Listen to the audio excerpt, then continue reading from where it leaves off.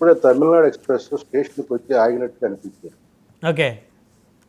ఎందుకంటే మా మోహన్ రెడ్డి వచ్చాడంటే పెద్ద పెద్ద నాకు చాలా రోజులైంది ఎక్స్ప్రెస్ చూడండి. అదే మోహన్ రెడ్డి గారిని కూడా దాదాపు ప్రభుత్వం మీ కూటమి అధికారంలోకి వచ్చిన తర్వాత మొదటిసారి చూస్తున్నాం చర్చా వేదికల్లో. 1 ఇయర్ చర్చలు చాలా సార్లు చూశాను. కానీ మా వాడికి ఒకే కితాబిస్తాను. మా వాడు ఏం మాట్లాడతాడు మాకు ఎవరు వినపడదు. చివరి మాట్లాడే అక్షరాలు తప్ప మిగతా మాట్లాడి ఓకే. అడగండి. అయితే ఒకటి వాళ్ళు ఏమి చెప్పుకున్నా కానీ విజయసాయి రెడ్డి నిన్న మాట్లాడిన దానికి గతంలో జరిగిన కొన్ని అంశాలను మనం పరిగణలో తీసుకుంటే మనం వాటిని టాలీ చేస్తే వాస్తవాలు అర్థం. మీరు కరోనా డిక్లేర్ చేసింది 20 మార్చి 2020 ఇది అఫీషియల్గా. కానీ ఆంధ్ర రాష్ట్రంలో కరోనా గురించి మాట్లాడింది 15/3/2020 స్థానిక సంస్థలని డిఫర్ చేస్తూ ఆ రోజు నిమ్మగడ్డ రమేష్ కుమార్ గారు వాయిదా వేసినప్పుడు జగన్ రెడ్డి గారు ఏమంటారో అది కాదు అక్కడికి వదిలేస్తే అక్కడ నుంచి మీరు ప్రస్థానం తీసుకుంటే వైసీపీ యొక్క స్లోగన్ ఏంటంటే మద్య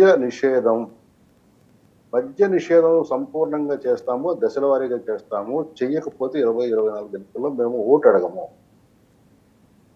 అని వచ్చి తర్వాత దాన్ని నీరుగార్చి కరోనా వచ్చిన తర్వాత 84 రోజుల లాక్డౌన్ పీరియడ్లో తాగుబోతులు ఎవరు చుక్క మందు కూడా తాగల. ఎందుకంటే ఎవరికి దొరకల. దాదాపుగా వాళ్ళందరూ కుటుంబంతో మందు అనేది మర్చిపోయి కుటుంబంతో గడపడం మొదలుపెట్టారు. ఆ సమయంలో హడావుడిగా ఎల్జీ పాలిమర్స్ అనే దాన్ని గుర్తించే విశాఖపట్నం అక్కడ విషవాయువులు రావడానికి కారణమైంది. తర్వాత ఆ యొక్క ఫ్యాక్టరీ ద్వారా వచ్చిన బై ప్రొడక్ట్ అని పెట్ బాటిల్స్ లో ఈ యొక్క లిక్కర్ ని నింపి రాష్ట్రం అంతా పంపించింది ఎవరు? సరే వైసీపీ వాళ్ళు ఆ రోజు ఏం చెప్పారు, మద్యాన్ని ముట్టుకుంటే షాక్ కొట్టాలి జనాలకి అన్నారు. కానీ షాక్ కొట్టి ధరలు పెట్టారు మొదట్లో. తర్వాత మరలా తగ్గించారుగా, ప్రతివాడికి అందుబాటులో వచ్చిందిగా. తర్వాత ఇంకొక మాట ఏం చెప్పారు, ఈ డిస్టిలరీస్ ఏవి కూడా మేము కొత్త దాగా దేనికి మేము అనుమతులు ఇవ్వలేదు అని చెప్పారు. ఇవన్నీ కూడా చంద్రబాబు నాయుడు గారి ప్రభుత్వంలో వచ్చినవే అన్నారు.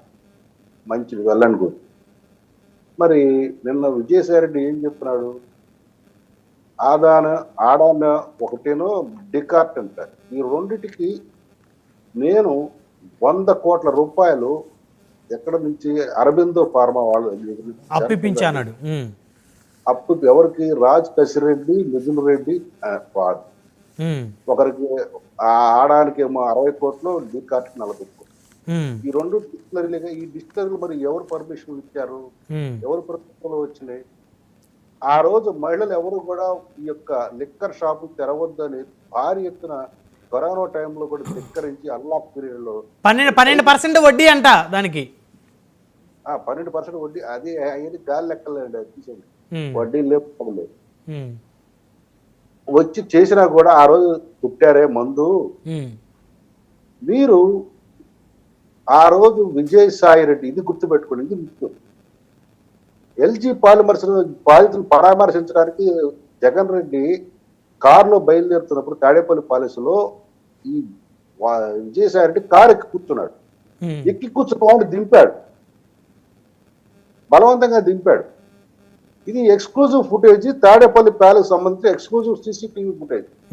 అది వాళ్ళు విడుదల చేయకపోతే బయట వాడికి ఎవరికి రాదు. మరి అది ఎట్లా బయటకు వచ్చింది వెంటనే అదే రోజు? ఆ రోజే విజయసాయి రెడ్డి అనేవాడిని తాడేపల్లి ప్యాలెస్ పక్కన పడేసింది. ఓకే. తరువాత కాలంలో విశాఖపట్నం ఇన్ఛార్జిగా వైవి సుబ్బారెడ్డిని నియమించింది, విజయసాయి రెడ్డిని తగ్గించింది. ఇవన్నీ చెప్పుకుంటూ వస్తే నిన్న విజయసాయి రెడ్డి మాట్లాడిన మాటల్లో నన్ను 2 నుంచి 2000కు పడేశారు అనే దానికి మీకు లెక్క సరిపోతుంది కదా? ఓకే, సరిపోయిందా లేదా? మీరు దీనికి సజీవ సాక్ష్యాలు వీటికి మనం ఎక్కడి నుంచి తెచ్చుకోకర్లా. తరువాత జరిగిన అంశాల్లో వైవి సుబ్బారెడ్డిని వచ్చిన తర్వాత ఇతను విజయసాయి రెడ్డి ప్రాబ్లం ఏ రకంగా పడిపోయింది. తర్వాత సజ్జల రామకృష్ణారెడ్డి వచ్చి వైసీపీ సోషల్ మీడియా అప్పటి వరకు ఎవరి కంట్రోల్లో ఉంది? సాయి రెడ్డి గారి కంట్రోల్లోనే ఉంది.